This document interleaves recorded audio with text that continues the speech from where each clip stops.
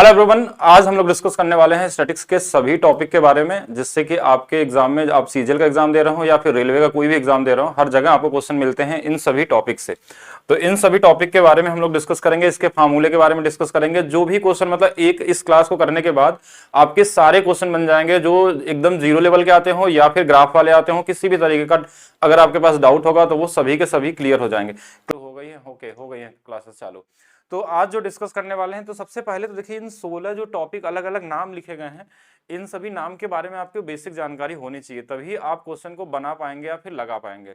तो सबसे पहले हम स्टैटिक्स में बात करें तो सबसे पहला नाम हमारे पास क्या आता है कि फ्रीक्वेंसी क्या होती है, आवृत्ति क्या होती है, जिसको हम बारंबारता बोलते हैं। इसके बारे में हम लोग जानेंगे क्या होता है, और तभी आप क्वेश्चन में लैंग्वेज समझ पाएंगे क्वेश्चन के ये क्या चीजें इसमें हमको करना होता है। फिर इसके अलावा फ्रीक्वेंसी डिस्ट्रीब्यूशन क्या होता है, यानी कि आवृत्ति वितरण क्या होता है, उसके बारे में जानेंगे। फिर एक आता है हमारे पास बड़ा इंपॉर्टेंट नाम है वर्ग अंतराल। इस पे बहुत जगहों पे क्वेश्चन में नाम में आपको दिखेगा, और इसमें अलग अलग तरीके से क्वेश्चन पूछे जाते हैं, मीन में भी, मोड में भी, मीडियन में भी, हर जगह। तो वहां पे इसकी जरूरत पड़ती है। इसके अलावा चौथा टॉपिक है रेंज क्या होता है, मीन वैल्यू क्या होती है, वर्ग का आकार क्या होता है। इसके अलावा कुछ इंपॉर्टेंट टॉपिक जिनके नाम आपको ज्यादातर दिखते होंगे, मीडियन क्या होता है, मीडियन के जो फार्मूला होता है वो उस पे क्वेश्चन आते हैं तो कैसे करते हैं, नॉर्मल मीडियन में क्वेश्चन आते हैं तो कैसे करते हैं, बहुलक क्या होता है, बहुलक का जो फार्मूला होता है वो क्या होता है, माध्य क्या होते हैं, माध्य का फार्मूला क्या होता है, उस पर डिस्कस करेंगे। मीन डेविएशन यानी औसत विचलन क्या होता है और विचलन क्या होता है उसके बारे में डिस्कस होगा। वेरिएंस यानी कि विचरण या प्रसरण क्या होता है वो चीज समझना है। स्टैंडर्ड डेविएशन क्या होता है, और उसके अलावा एम्पिरिकल फार्मूला क्या होता है, या फिर संचयी बारंबारता क्या होता है। ठीक है, ये सारा कुछ हम लोग डिस्कस करने वाले हैं क्लास के बारे में, थ्योरी वाले क्लास में।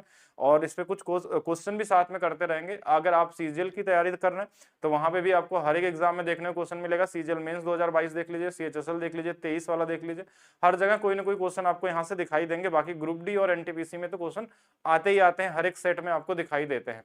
तो बहुत ही इंपॉर्टेंट टॉपिक है। तो अब पहले हम स्टार्ट करेंगे आज के सबसे पहले टॉपिक के नाम पे। फ्रीक्वेंसी क्या होती है, बारंबारता किसको बोलते हैं, आवृत्ति क्या होती है। तो फ्रीक्वेंसी का मतलब कोई भी नंबर कितने बार आया है किसी डेटा के अंदर में, वो उसके फ्रीक्वेंसी को शो करता है। जैसे हमने ऐसे कुछ डेटा यहाँ पे लिख दिया। अगर हम बोले कि यहाँ से 3 की फ्रीक्वेंसी क्या होगी, अगर हम बोले 3 की फ्रीक्वेंसी क्या होगी, फ्रीक्वेंसी क्या होगी, तो आप बोलेंगे 3 एक बार आया है और हमारे पास एक बार, तो इसकी फ्रीक्वेंसी क्या होगी, इसकी आवृत्ति जो होगी 3 की, वो हमारे पास कितनी आएगी, 1 आ जाएगी। ऐसे अगर हम बात करें कि 5 की फ्रीक्वेंसी क्या होगी, 5 की फ्रीक्वेंसी क्या होगी इस वाले डेटा के हिसाब से, तो 5 हमारे पास 1 बार, 2 बार, 3 बार और 4 बार, तो 4 इसकी क्या होगी, फ्रीक्वेंसी हो जाएगी। ठीक है, इसी तरीके से किसी का भी आप डेटा निकाल सकते हैं कि जैसे अगर हमारे पास बोला जाए 6 की फ्रीक्वेंसी क्या होने वाली है, तो 6 की फ्रीक्वेंसी कैसे निकालेंगे हम लोग।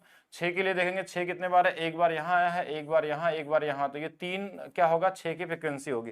यानी ये 3 एक बार आया है तो इसकी आवृत्ति 1 होगी। 5 अगर हमारे पास 4 बार आया तो 5 की फ्रीक्वेंसी जो है 4 बार होगी, और 6 अगर हमारे पास है तो 3 होने वाला है, क्योंकि 3 बार ये दिखा। ऐसे किसी का भी फ्रीक्वेंसी निकाल सकते हैं, वो 1 बार हो सकता है, 2 बार, 3 बार या 50 बार भी हो सकता है। तो ये बेसिक फ्रीक्वेंसी के बारे में जानकारी होगी। और ये फ्रीक्वेंसी आपको बार बार बारंबारता बोला जाता है, इसको हिंदी में हम लोग आवृत्ति भी बोलते हैं, दोनों के नाम से दिखता है। हाँ, ये रेलवे बुक सोल्यूशन का ही क्वेश्चन है। इसमें पहले थ्योरी देखेंगे, उसके बाद इसके सारे क्वेश्चन हम लोग देखेंगे जो ग्रुप डी में, एनटीपीसी में, इसके अलावा सीजीएल और सीएचएसएल में जो क्वेश्चन आए उसको भी साथ में करेंगे। और लगभग आप देखेंगे कि रेलवे वाले पेपर में क्वेश्चन का लेवल थोड़ा अच्छा है, और सीजीएल और सीएचएसएल में थोड़ा लो लेवल के क्वेश्चन आते हैं आपके एग्जाम में। हाँ, चलिए जल्दी से बताएंगे।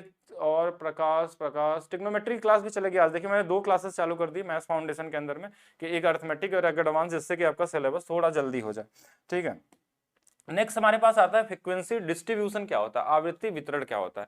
जैसे कोई डेटा दिया है आपके पास, सपोज करिए कि डेटा दिया है 150, 159, 100, मान लीजिए किसी आप लोगों के ही डेटा मान लेते हैं कि आप एक क्लास में पढ़ते हैं, इस वाले बैच में, यूथ बैच में, इसमें मान लीजिए हजारों बच्चे होंगे।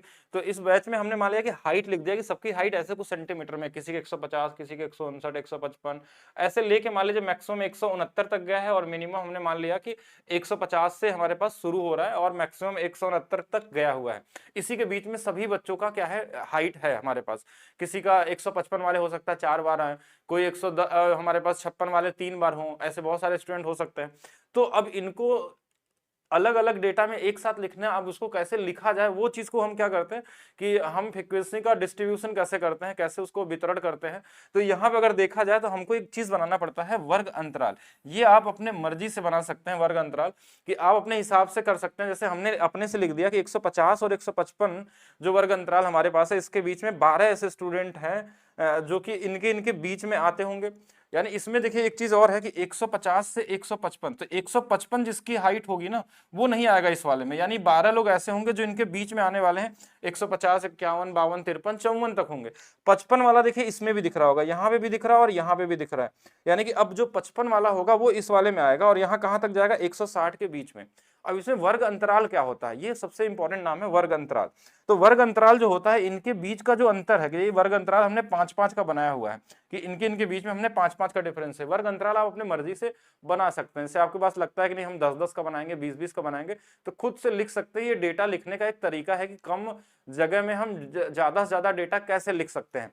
तो हमने क्या किया, ऐसे हमने 4 ऐसे अलग अलग वर्ग अंतराल बना दिए और उसमें हमने डेटा भर दिया कि इतने इतने लोग थे, और ये इनकी फ्रिक्वेंसी है कि इसके इसके बीच में जो हाइट है वो 12 लोग हैं, इसके इसके बीच वाले ये 9 लोग हैं, 160 से 165 के बीच में 8 है। बीच का मतलब ध्यान रखिएगा कि जैसे 160 आ गया तो 160 को काउंट नहीं होता, 160 देखिए यहाँ पे भी, तो इसमें 160 वाला भी होगा। लेकिन हमको इसके जानने की जरूरत नहीं होती, क्योंकि यहाँ पे जो डेटा एग्जाम में दिया रहता है ना, उनका डेटा ये वाला डेटा नहीं देता है, आपसे बस यही बताता है कि इनके इनके बीच में हमारे पास इतनी फ्रिक्वेंसी है। तो ये एक तरीके का ग्राफ बनता है और इस पे क्वेश्चन पूछे जाते थे। यहाँ पे 2 चीजें समझनी थी कि एक वर्ग अंतराल क्या होता है, आवृत्ति क्या होती है। आवृत्ति हमने पहले वाले पेज पे समझ लिया था कि आवृत्ति किसको हम लोग बोलते हैं। हाँ चलिए अब नेक्स्ट चलते हैं, नेक्स्ट चीज के बारे में जानते हैं कि नेक्स्ट हमारे पास क्या होता है। एक और क्वेश्चन आपके एग्जाम में हमेशा मिलता है, रेंज क्या होता है, परास। परास क्या होता है कि जैसे कोई भी डेटा आपके पास दिया हुआ है, कई सारे नंबर दिए हुए हैं, तो उसमें जो सबसे बड़ी संख्या और सबसे छोटी संख्या का जो अंतर होता है उसको हम परास बोलते हैं, रेंज बोलते हैं। जैसे ये क्वेश्चन आपके पास है एग्जाम में पूछा हुआ क्वेश्चन, तो इसमें हम ढूंढेंगे कि सबसे छोटी संख्या कौन सी है, तो आपको सबसे छोटी संख्या 3 दिख रही होगी, और सबसे बड़ी संख्या अगर इसमें देखें तो हमारे पास क्या दिख रही है, 27 दिख रही है। इन दोनों का अंतर जो होगा, यानी कि 27 माइनस में 3, वही हमारा क्या होगा, परास हो जाएगा। इसी को हम क्या बोलते हैं, परास। अब ये डेटा कैसा भी दिया हो, अलग अलग डेटा किसी भी तरीके से दे सकता है और आपके एग्जाम में सीधा आते हैं, मतलब ये इजी लेवल का क्वेश्चन होता है। सबसे कॉमन चीज है, बस इसके बारे में जानना था कि परास क्या होता है, रेंज क्या होता है। तो कई सारे अगर आपके पास डेटा दिए गए हैं तो उसमें जो सबसे छोटा और सबसे बड़ा, इन दोनों के बीच का जो डिफरेंस होगा उसी को हम क्या बोलते हैं, रेंज बोलते हैं। ये